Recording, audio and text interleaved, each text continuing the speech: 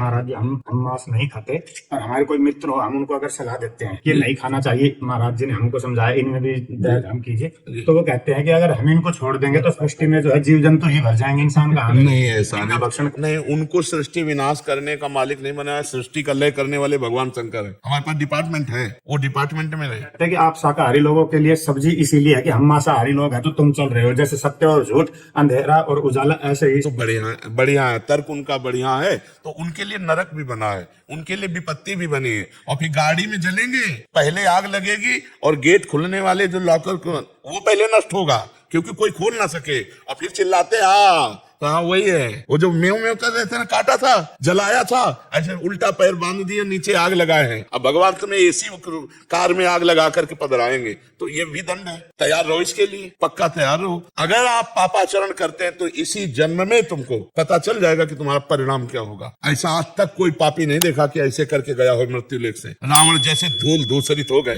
कंस जैसे, शिशुपाल जैसे काट के फेंक दिए गए, कोई ऐसा नहीं है। ये जो कह रहे हैं ना, बढ़िया, दो प्रकार की खेती होती है, एक दुख की, एक सुख की। अब वो दुख की खेती हो, जब काटने को आएगा तब कहते हे भगवान 7 लोग इस गाड़ी में जल गए। ये वही जले हैं जो जला जला के खाए थे ना। अब भगवान ने भूंजा उनको, काल भगवान। ऐसी गाड़ी में बैठे हैं, फिल्मी गाना चल रहा है, गाड़ी रफ्तार से है, आग लग गई। अब कोई आवाज सुनकर के भी खोल नहीं सकता, गेट लॉक है, क्योंकि वो तार जल गए। अब जल गए। एक्सीडेंट हुआ ना, घुसा ऐसे सरिया से, तड़प रहे हैं, घंटों में तो निकाले गए, अस्पताल गए। ये क्या है? वो जीवों को तड़पाया है। मांडव्य ऋषि भगवान की ऐसी तपस्या कर। तितली छोटी बच्चे में जैसे होता ना खिलवाड़, तो 8 वर्ष के थे तो तितली की गुदा में बम्बूल का कांटा डाल के छोड़ दिया था। तो ऐसे तपस्या कर रहे थे। एक राजा के यहाँ से चोरी करके, डकैती करके चोर लोग भागे और इन्हीं के आश्रम में घुस गए। अब इनको तो ध्यान नहीं था, ऐसे तपस्या कर रहे थे।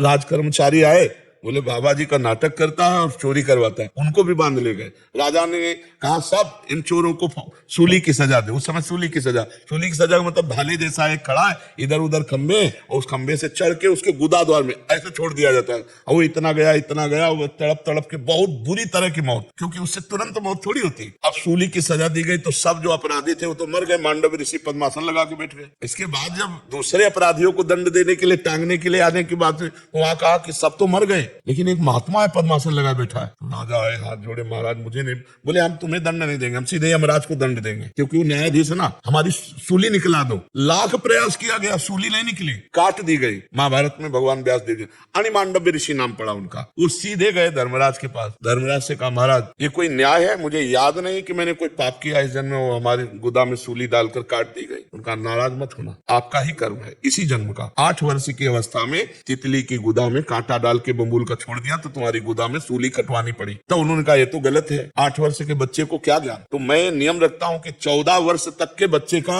अपराध नहीं माना जाएगा, भागवतिक कानून। और मैं तुम्हें साफ देता हूं कि तुमने गलत न्याय किया, इसलिए मनुष्य योनि 100 वर्ष तक की प्राप्त करो। तो सीधे धर्मराज विदुर जी के रूप में आए थे, वही धर्मराज है। तो सोचो इतने बड़े महात्मा के द्वारा की गई गलती माफ नहीं हुई, है ना। तो ये जो बकरा बकरी, मुर्गा मुर्गी, ये तुम सृष्टि के विनाश का हेतु भगवान शंकर को है, पालन का हेतु हरि को है, और रचने का हेतु ब्रह्मा को है। अपने आचरण से चलो यार, नहीं तो नरक बना हुआ है, ऐसी ऐसी समस्याएं बनी हुई है कि सब दुख भोगने को मिल जाते हैं, सब दुख भोगने को मिल जाते हैं। कीड़ा पड़ते हैं फिर शरीर में, ऐसा पशु बना दिया जाएगा जहां मनुष्य न पहुंचने पावे, और कीड़ा पड़ गए, सड़ रहा है, कितने दिनों में तड़प के मारा, ये नरक है सब। इसलिए ऐसे लोगों की बातों पर ध्यान न दो जो ये कहते हैं कि हम संहार के लिए बने। ऐसा नहीं, डिपार्टमेंट नहीं बनाएगा संहार का, वो भगवान शंकर के पास है। आप अच्छे आचरणों से चलो, और जो ऐसी बातें करते हैं उनको अनसुनी कर दो। ये सब पागल लोग हैं, माया की वशीभूत होकर ये बोल रहे हैं। हालांकि अपने चुटकी काट के देखो है, और दूसरे के शरीर को आप देखो, चींटी को पीछे अंगुली लगाओ, ऐसे देखो भागती है ना, वो बचना चाहती है। सबको अपने प्राण पे है यार, ऐसा नहीं कर, मतलब बुद्धि भ्रष्ट है तो कुछ भी कर लो, बुद्धि भ्रष्ट है तो फिर क्या है। नहीं, पवित्र बुद्धि ऐसा कभी निर्णय नहीं करेगी कि किसी जीव को कष्ट दिया जाए, नहीं ऐसा। और सब जीव ऐसा थोड़ी बढ़ोतरी हो जाती है। अरे भगवान समेटते जाते हैं सबको। जब विनाश की उनकी लीला होती है, देखो कोरोना चला था ना, पूरे विश्व में लाखों हमारे 2 लाख यह है विलास का कार्यक्रम। भूकंप आया, प्रदेश का प्रदेश साफ, जल प्रवाह समुद्र से ज्वार भाटा आया, पूरा साफ कर दे। ये भागवतिक है, तुम चिंता मत करो। सफाई विभाग बहुत जोर का है, तुम्हें करना नहीं पड़ेगा। तुम्हारी भी सफाई हो जाएगी, चिंता न करो।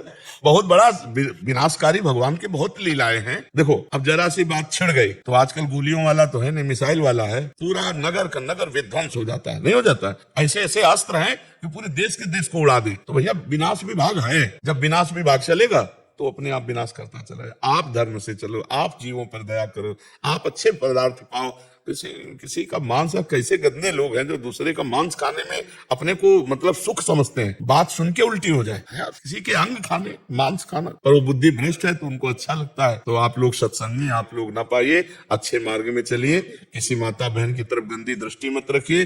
जो गृहस्थी में आपको पाणी ग्रहण हुआ है उसी से धर्म से चलोगे ना तो इस जन्म में सुखी रहोगे, आगे भी सुखी रहोगे। महाराज जी, कब और कैसे पता चलता है कि ये हमारा आखिरी जन्म है? पेट भर जाता है तो किसी से, किसका प्रश्न है? पेट भर जाता है तो किसी दूसरे से प्रमाणित नहीं करना पड़ता। या आप बताना जरा, हम छक जाए तो नहीं। ऐसे ही जो भजन में डूबे रहते हैं, कोई वासना इच्छा नहीं रह जाती, किसी भी तरह के नवीन विषय भोगने की इच्छा नहीं, पूर्ण मन परमात्मा में एकाग्र हो गया, अब कोई चाह नहीं, तो जन्म मरण अपने आप मिट जाएगा। जन्म मरण दो कारण से होता है, एक चाह और दूसरी आसक्ति। किसी वस्तु व्यक्ति स्थान में आसक्ति और भोगों की चाह, यही हमारे जन्म मरण का हेतु है। जहाँ अचाह हुआ, निर्द्वंद हुआ, भगवत चिंतन में तन्मय हुआ, खत्म हो गया संसार का खेल। अरे कहना बहुत सरल है, करना बहुत कठिन है। निरंतर नाम जप करे और सब में भगवत भावना करे तो आसक्ति खत्म हो जाएगी, और भगवान जैसे हमें रखें वैसे हम संतुष्ट रहे तो हमारी चाहत मिट जाएगी। चाह मिट जाए और आसक्ति मिट जाए, बस खत्म हो गया। जन्म मरण इसी से खत्म हो। जब हृदय में कोई चाह न रह जाए, कोई भोग भोगने की इच्छा जागृत न हो,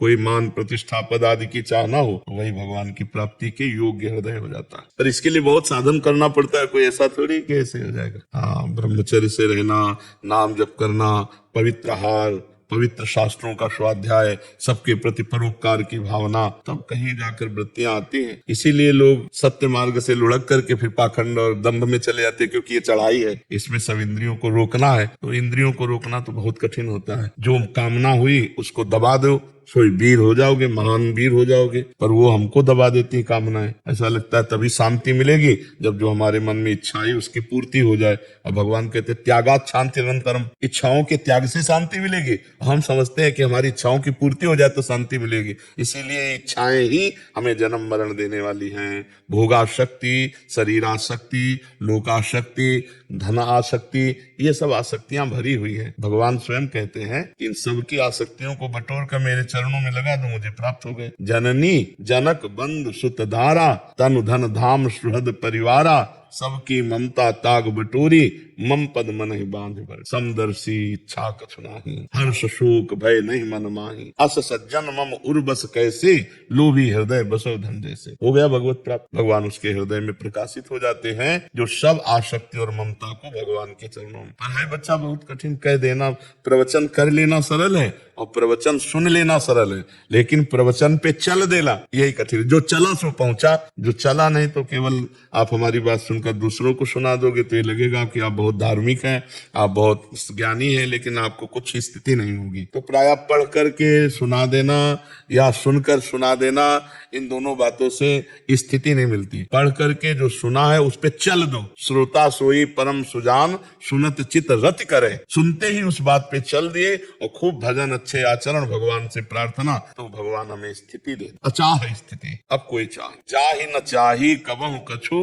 तुम सन सहज सने बसो निरंतर तासुर सो राउर निजगे।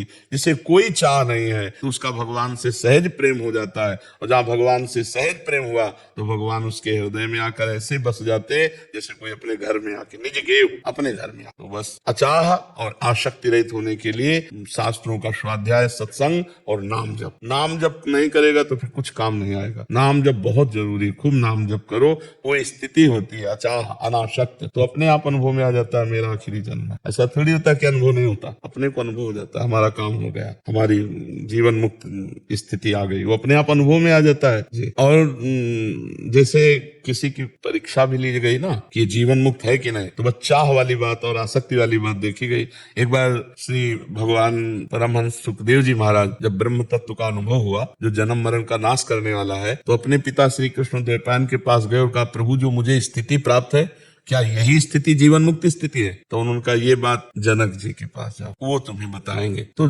श्री सुखदेव जी गए, कई बार एकांतिक में सुनाया है। तो द्वारपाल ने जाकर के बताया कि महाराज परमहंस शिरोमणि सुखदेव जी आए हैं, त्रिकालज्ञ जनक जी, तीनों काल का ज्ञान रखने वाले थे, भूत भविष्य वर्तमान। तो समझ गए कि भगवान व्यास देव जी ने जीवन मुक्ति स्थिति के लिए भेजा है कि जीवन मुक्ति स्थिति प्रमाणित कर दो। तो जनक जी ने कहा 7 दिन तक कोई उत्तर मत देना। अब जैसे कोई खड़ा है, अगर 7 मिनट भी खड़ा है तो बार बार कहता ना कि यार नहीं मिलना तो आप हमसे बता तो दो, तो थोड़ा चिड़चिड़ाहट आ जाएगी कि नहीं आ जाएगी। लेकिन 7 दिन इंतजार करना और कोई उत्तर न मिलना, पर वैसे ही खड़े रहे शांत शांत। जनक जी रोज पूछते आज क्या है? बोले महाराज जैसे पहले दिन आए थे वैसे ही आज 7 दिन तक कोई नहीं। आदमी नाराज ना हो जाए, यार ना कोई उत्तर दे रहे हो ना कुछ हमें खड़े किए हो, आदमी इसे बड़बड़ाने लगे, कुछ नहीं, शांत। 7 दिन 7 रात। इसके बाद महलों में भेजा। और जो नवीन अवस्था की दासियां थी, सुखदेव जी 16 वर्ष की अवस्था, दिगंबर भगवदानंद में पूर्ण वस्त्र धारण नहीं करते थे। 9 युवतियां सेवा कर रही, रोज की रोज सूचना। जनक जी पूछते उन महापुरुष के शरीर में, मुख में किसी भी तरह की कोई हरकत, तो उनका जैसे गेट में खड़े थे ना, वैसे युवतियों के बीच में भी वो खड़े।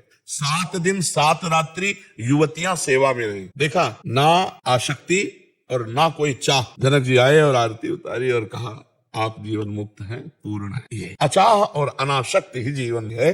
अब ये कितना कठिन है चाह रहित होना, आसक्ति रहित होना, पर भगवान का नाम सब कठिनताओं को मिटाने में समर्थ है। इसलिए खूब नाम जप करो, अच्छे आचरण करो, हर स्थिति मनुष्य को ही प्राप्त होनी है। हम लोगों के लिए इतनी स्थिति बनाई गई है, चाहे आध्यात्मिक की हो चाहे जो भी स्थिति हो, हम जो चाहे वो प्राप्त कर सकते हैं। भगवान के बच्चे हैं, बस खूब नाम जप करें। बिना नाम जप के तो बातें बातें रहेंगी। काल के प्रवाह से नहीं बच सकता कोई, नाम जप किए बिना काल के प्रवाह से नहीं बच सकता। जीवन मुक्त होने के लिए नाम है। बारी मथे घृत होए बरु, सिकता ते बरु तेल, बिनु हरि भजन न भवतरी, या सिद्धांत पेल। हाँ, क्या प्रश्न? मैं गीता जी का विद्यार्थी हूँ प्रभु जी। मेरा प्रश्न है कि हम भी गीता जी के विद्यार्थी हैं। जितने अध्यात्म सब गीता जी के विद्यार्थी हैं। आप क्या विद्यार्थी का मतलब केवल पढ़ने से समझ रहे हैं क्या?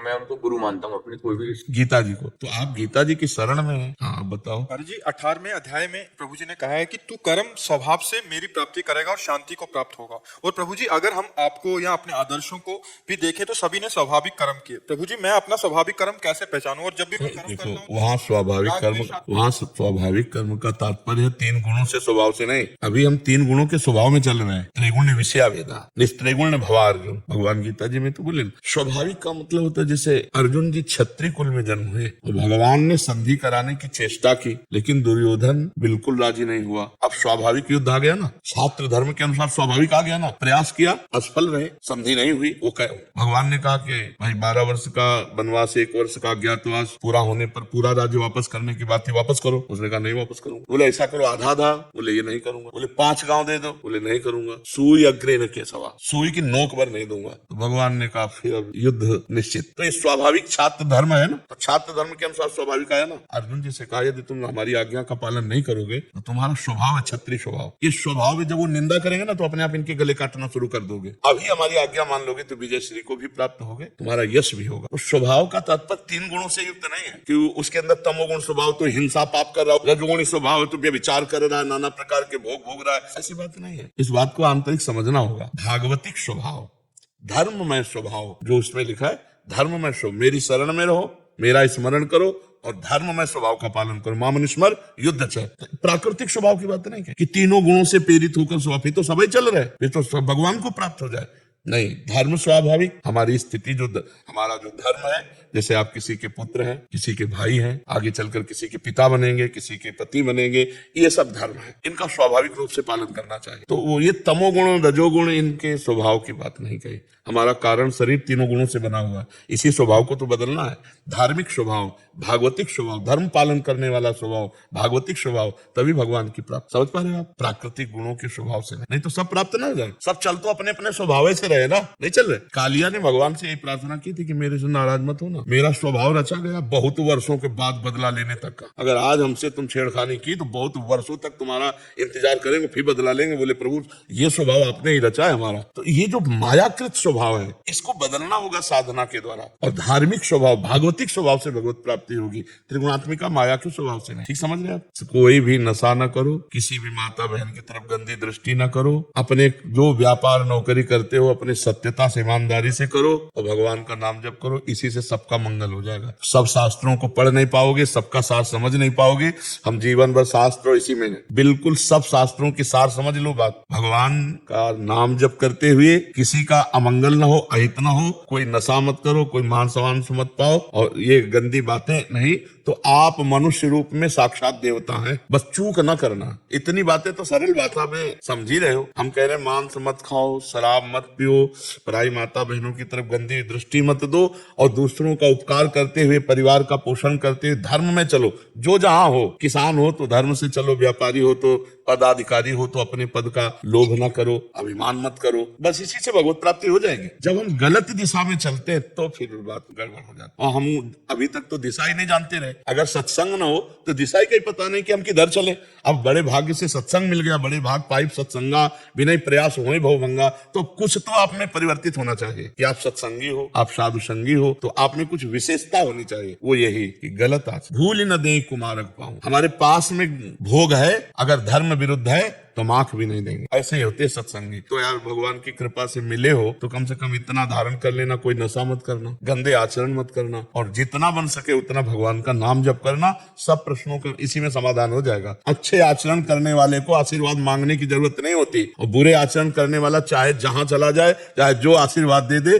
भगवान परशुराम जी ने जब आचरण बिगड़ गए न तो 1000 भुजा वाले शास्त्राबाहु अर्जुन को काट के फेंक दिया। बुरे आचरण करने वाले को कोई बचा नहीं सकता और अच्छे आचरण करने वाले को कोई रौंद नहीं सकता। हम ये कह सकते हैं झुक सकता है थोड़ी देर के लिए, लेकिन जब सत्य खड़ा होगा तो रौंद देगा उसको असत आचरण वाले को। जैसे पांडवों को झुकाने की कोशिश की और दुर्योधन बहुत चमका, लेकिन रौंद नहीं पाया पांडवों को। झुका थोड़ा दिया कि बन बन भटकना पड़ा, 1 वर्ष अज्ञातवास रहना पड़ा, लेकिन वहां छत्र के नीचे बैठे महाराज युधिष्ठिर सत्य ही। इसलिए धर्म से चलोगे तो किसी के आशीर्वाद की जरूरत नहीं। और अधर्माचरण करो तो जो भारत में बहुत बड़ा तांत्रिक हो, जंत्र बना लो, अगर सुखी हो जाओ तो हमें बता देना, कलावा बना लो, आप जो चाहो करवा लो। अगर पवित्र हो जाओ तो बता देना। दूसरों को दुख दे, दूसरों की हिंसा करे, दूसरों के साथ छल कपट करे, भगवान कहते हैं मोह कपट छल छिद्र नवा, वो कभी सुखी नहीं रह सकता। किसी से मत कहो आशीर्वाद दो, ऐसे कर्म करो कि आशीर्वाद तुम्हारे सामने बिखरा पड़ा रहे। तुम भगवान के जानो, नाम जप करो, परोपकार करो, कोई गंदा खान पान मत करो। अभी देखो आनंद आने लगेगा। जहाँ पर कृपा राम की हुई तहाँ पर कृपा करे सब कोई, सब आशीर्वाद आपके पास आ जाए। खूब नाम जप करो, अच्छे बनो। अगर आपको यह वीडियो अच्छी लगी है तो वीडियो को लाइक करें, कमेंट करें और चैनल को सब्सक्राइब जरूर करें। और मैं आपको मिलता हूँ कल एक और नए वीडियो के साथ। राधे राधे।